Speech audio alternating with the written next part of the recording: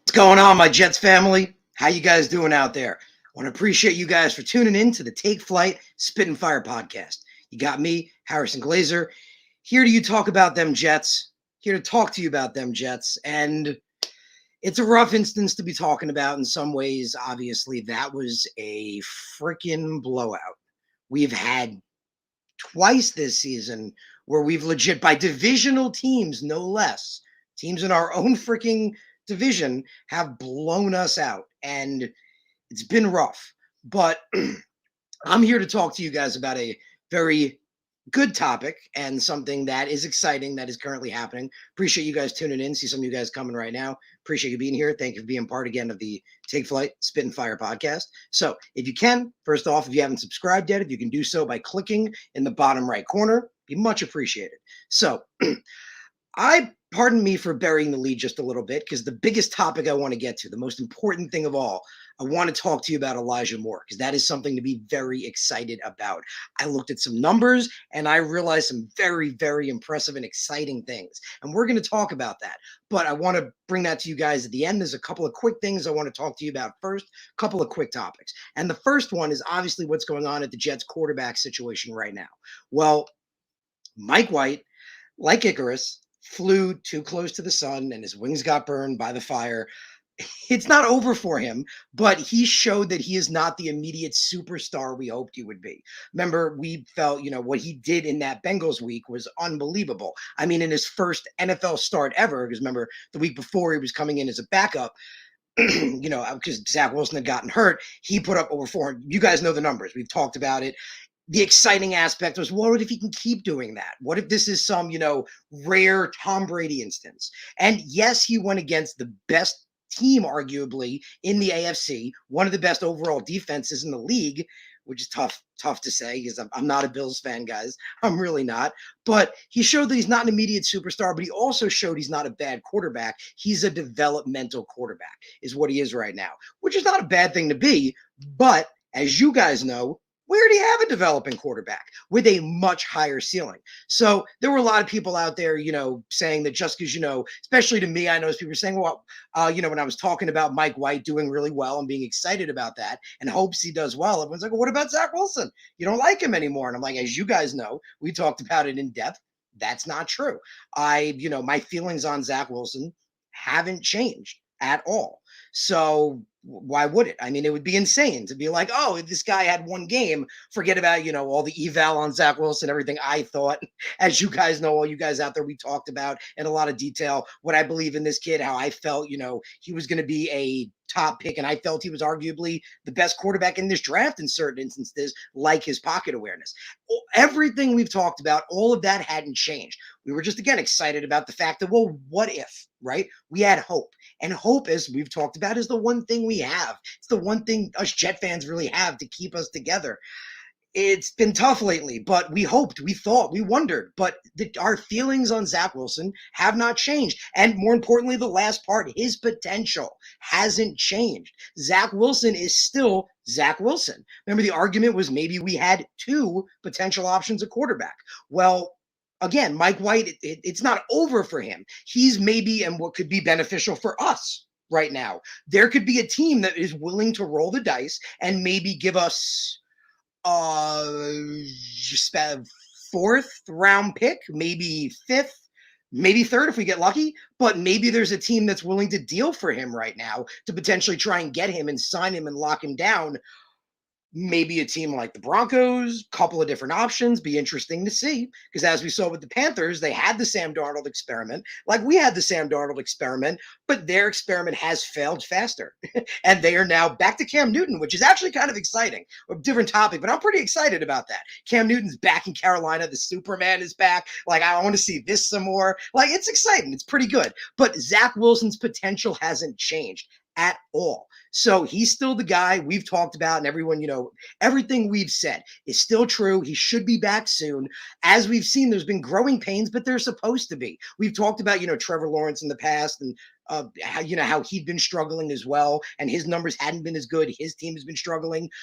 The Buffalo game, and we're going to get to the next topic I was going to talk about. The Buffalo game, the Jets against Buffalo, showed us Jet fans, unfortunately, that, excuse me, showed us, unfortunately, that we are not close to the finish line yet. And part of that reason was our defense. Our defense has been terrible poop. And it really showed this last week. Our defense has really struggled. We kind of ignored that. And I'm going to point that out and show that in stats with what Mike White was doing. That because Mike White had been doing so well, especially the Bengals game, the defense was okay. But other than that, we'd seen how bad it'd been, but this week really showed it. We went against, as I mentioned earlier, a team that is arguably the best team in the AFC. And believe me, I hate the Bills. So that's rough for me to say, but one of the arguably the best team in the AFC and has arguably the best defense in the entire league. So it was rough. It was really rough. But our defense was bad. It was absolute just bad. So a little bit on the defense, just to give you guys a little reference and appreciate you guys out there. So, and as you guys know, you can bring stuff in the comments. I see Luigi's there. Luigi, what's up? What's up, man? Appreciate you. Appreciate you being here. So yeah, all you guys, please bring your comments. I'd love to throw it up. We'll talk about stuff. That's what it's all about. That's what we're here to do. Talk about our Jets that, it's been interesting to see. So, but anyway, so we're talking about the defense. We go back to the defense. So we go to the Bills game against the Bills. Where are we? Against the Bills, the Jets gave almost 500 yards away. I mean, we didn't have a bad game yard-wise. I mean, it wasn't great, but they gave up just under 500 yards. Well, the Colts week, they did the same. Actually, sorry, I apologize. They gave up over 500 yards. So over 500 yards in the Colts game. Then we go back to the Bengals game. The defense played pretty well.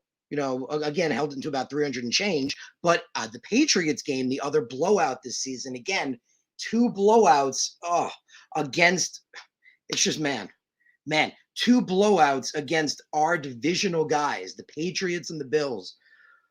It was rough, man. And that Bills team, the Patriots had over 550 yards in that game. So they've had our defense has given up over 500 yards consecutively over a huge chunk of this season. And that's been one of the biggest things that it's just killing us, guys. It's freaking killing us. It's rough. It is absolutely rough. I mean, as you guys know, our linebackers have a whole slew of injuries. I mean, Nasruddin is back, but Sherwood's out for the season. Nasruddin may not be 100%, but he's back.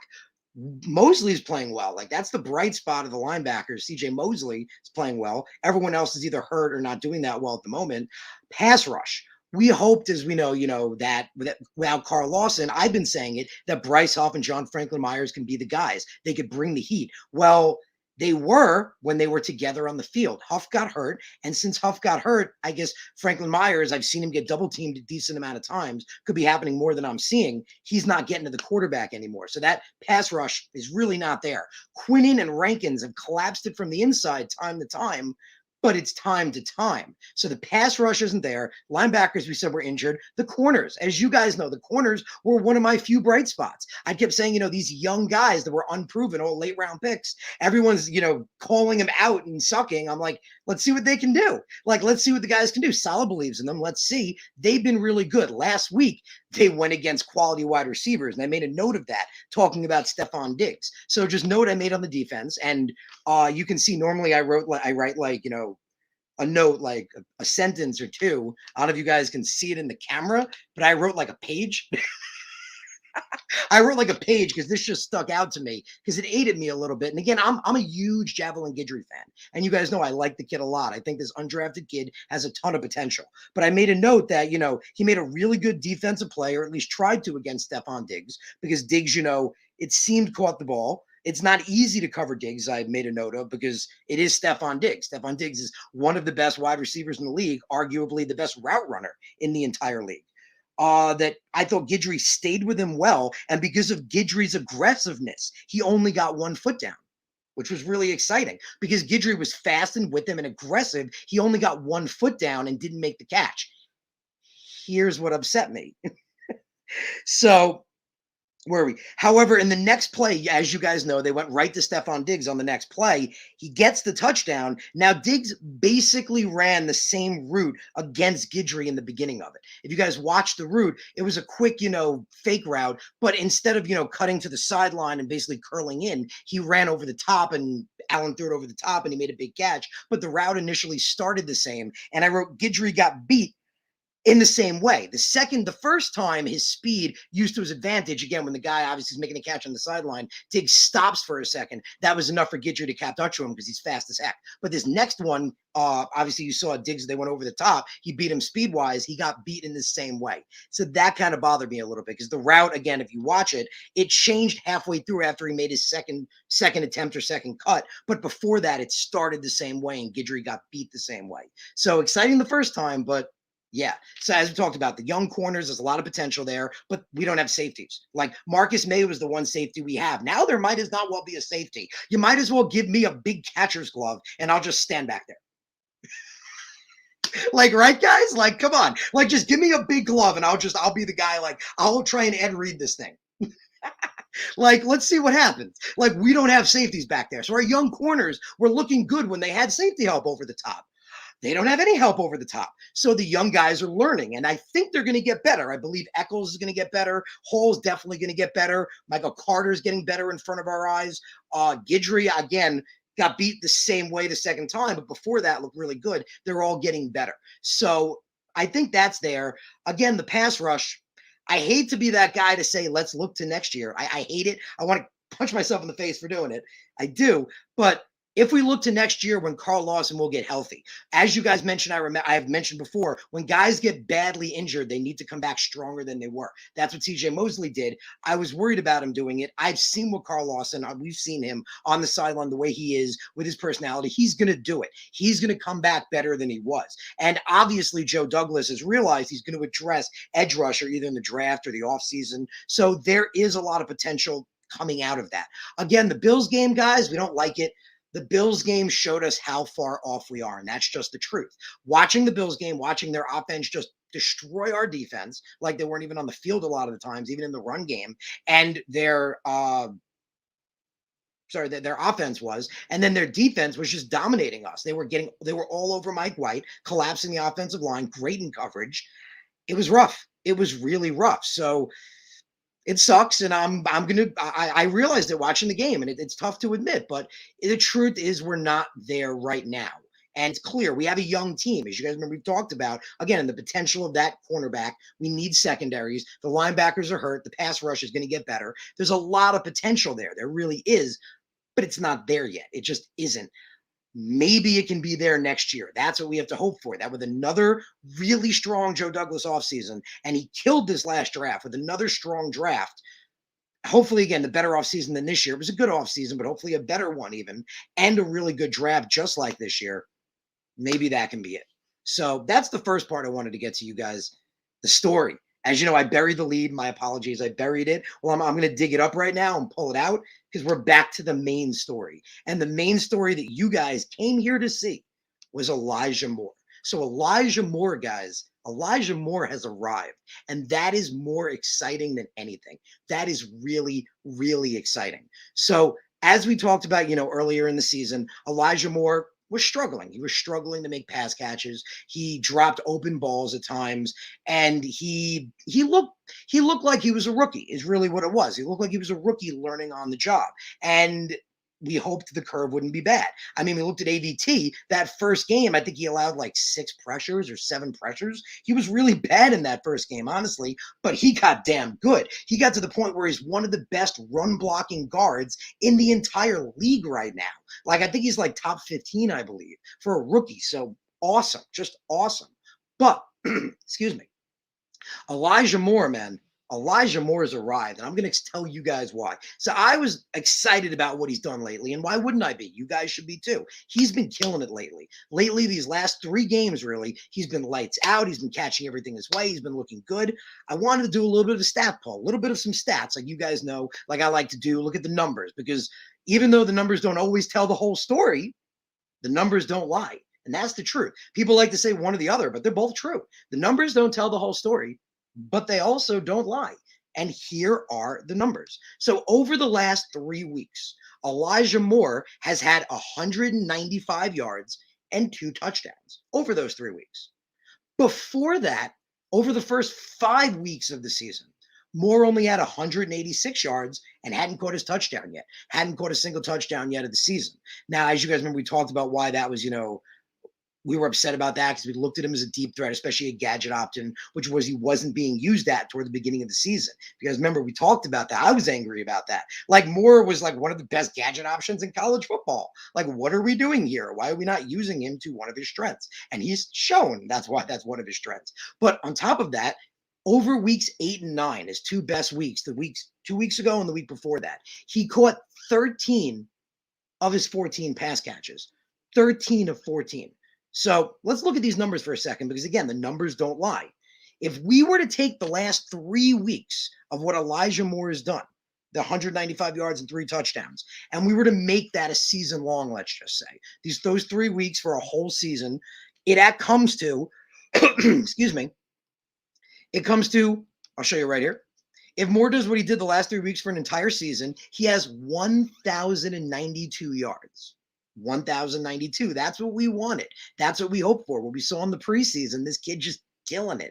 Just like everyone, like I pointed out, he was the best slot receiver in college football, period. Over the last 2 years, just period. No one even came close. Speed, agility, hands, just everything checked every box. As you guys remember, I didn't want a wide receiver that early. They take Moore. I'm like, okay, like I can go with this.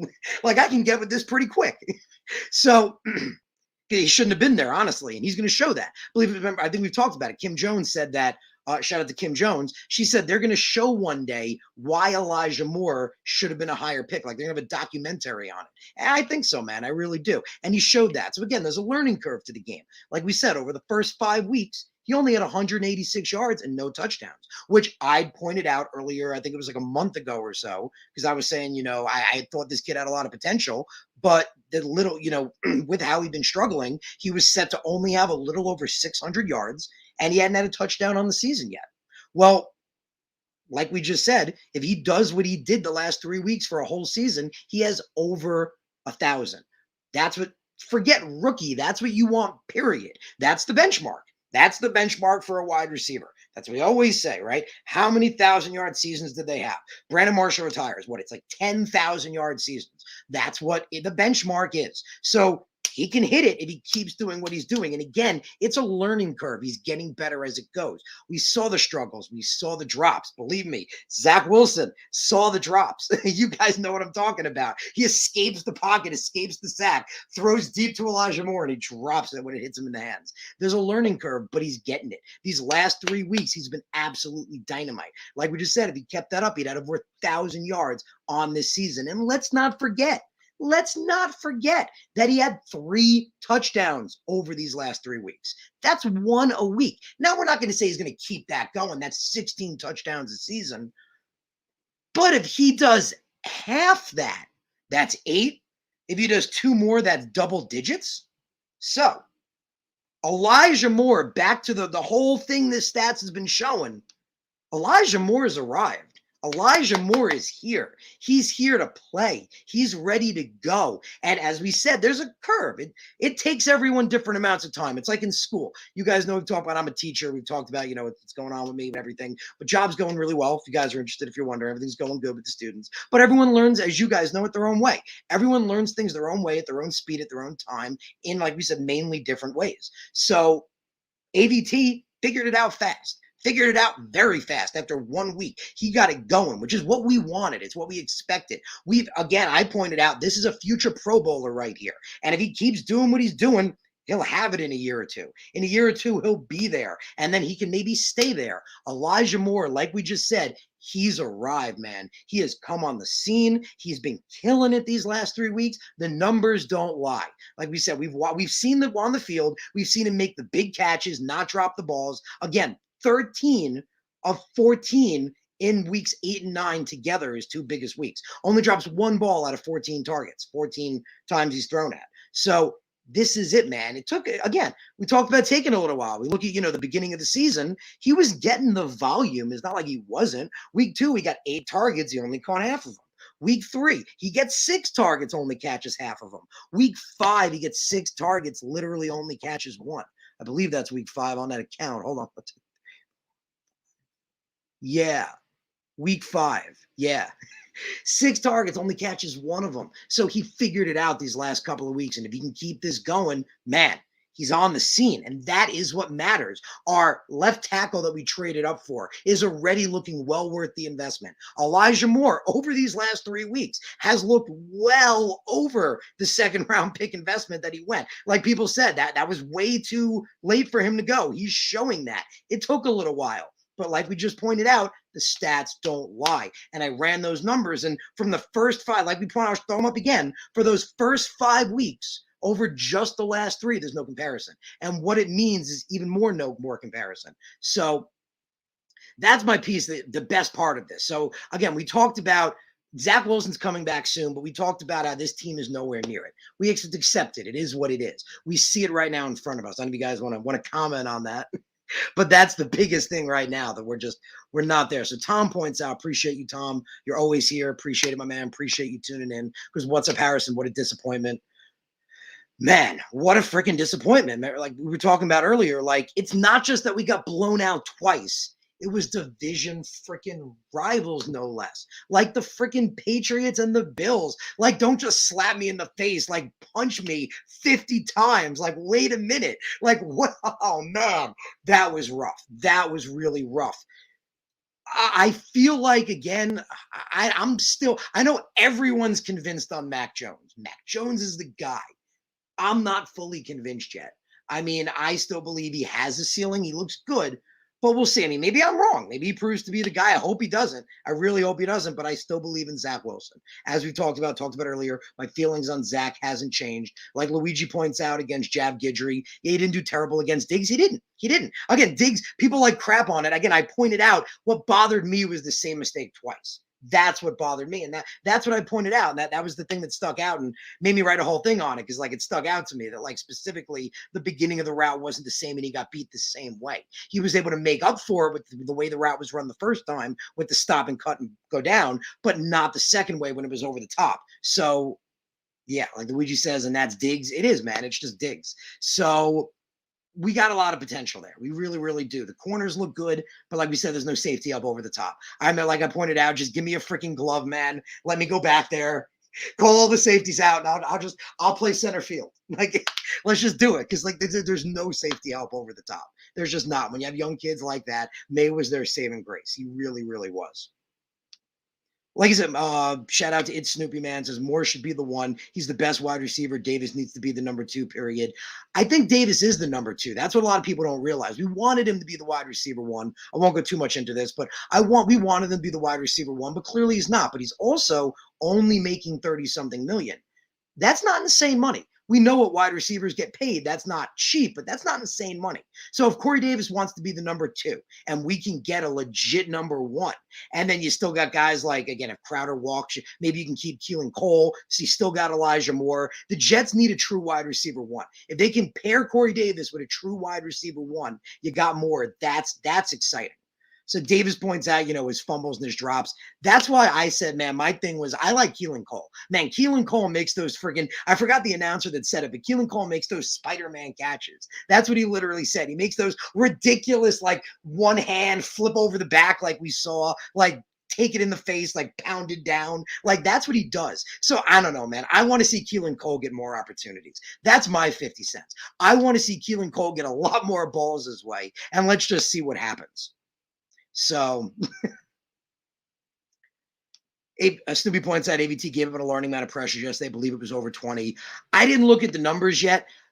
Again, we got killed by the Bills. Again, the Bills have a top defense. We knew that. We knew that going in, that the Buffalo Bills have one of the best defenses in the NFL. If you're like me, you didn't want to admit it to yourself. But they have one of the best defenses in the NFL and arguably the best team in the AFC. They have made it really far the last couple of years. This is a team that, I don't want to say it because it really pisses me off, but they're poised to go. They showed us that we're not there yet. We hoped that our young guys could be there, but clearly they're not.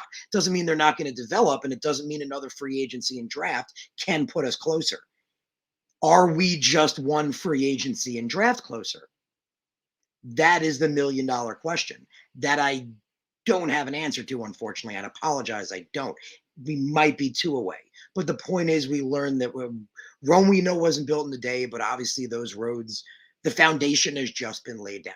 That's what we're realizing. The foundation has just been laid down. We still got to get those top bricks going. Tom points out the penalty killed us yesterday. Yeah, it also kills us when the refs don't call shit. I mean, it is what it is, but I feel like it's a lot, man. We talk about it all the time on Twitter. I know I talk about it. New York Jets Matt, shout out to him, and a lot of other people talk about it as well. It's just rough when we see like our quarterback get murdered and they don't call it, or like last year, like when Simeon got murdered, and all those times where our players just.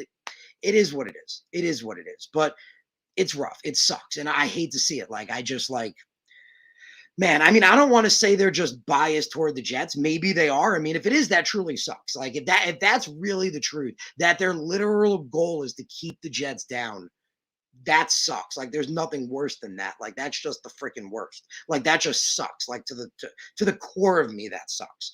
But I don't know, man, but they tend to miss a lot of calls against us. They really, really do.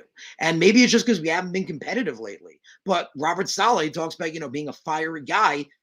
Fire the hell up, man. Like, if something happened, be the guy. Like, we've seen the Robert Saleh on the Niners when his players do something.